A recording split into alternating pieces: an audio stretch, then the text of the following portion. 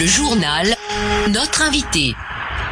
Nous poursuivons notre série d'entretiens consacrés au lancement de la campagne de collecte et de grainage du coton graine. Après la logistique, place maintenant à un maillon essentiel du processus, le grainage. C'est une étape décisive, celle où le coton graine livré par les producteurs est transformé en balles de fibres de coton par la chaîne industrielle. Régis Satiobevi Soumaro reçoit le directeur de l'égrainage de la nouvelle société cotonnière du Togo, Athias Marius Sabé. Athias Marius Abbé, bonjour. Vous êtes le directeur de l'égrainage de la nouvelle société cotonnière du Togo.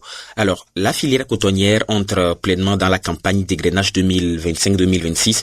Il y a même les producteurs qui ont déjà commencé à livrer leur coton grainé. Beaucoup se demandent si les usines sont prêtes à tourner à plein régime. Vous qui dirigez l'égrainage à la NSCT, pouvez-vous nous assurer que tout est fait prêt? Où en êtes-vous concrètement dans les préparatifs et quelles sont les usines mobilisées cette année? Oui, aujourd'hui, toutes les usines ont terminé leur révision. Les essais à vide ont été effectués avec succès. Donc, nous n'attendons que l'approvisionnement en coton graine. Vu le niveau national de production, 4 usines sur 6 sont mobilisées, à savoir l'usine d'Apaon, de Kara, de Talo 2 et de Notien.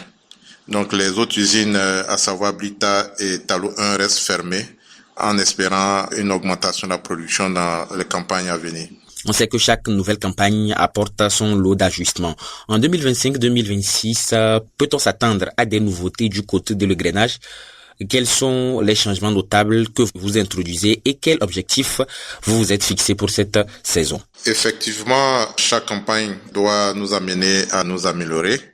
Nous gardons le cap sur l'amélioration de la performance dans toutes nos usines afin de réduire la période d'égrainage et contribuer ainsi à préserver la qualité de la fibre.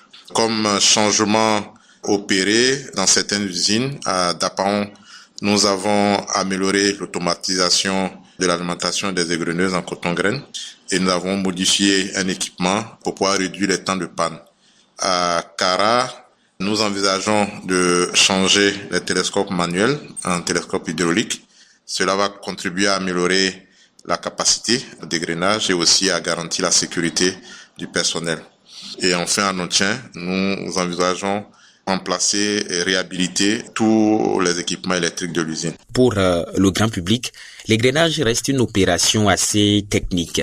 Pour mieux comprendre votre performance, quels sont les indicateurs clés qu'il faut suivre et pouvez-vous nous les expliquer simplement? Je vais en prendre 3 principalement.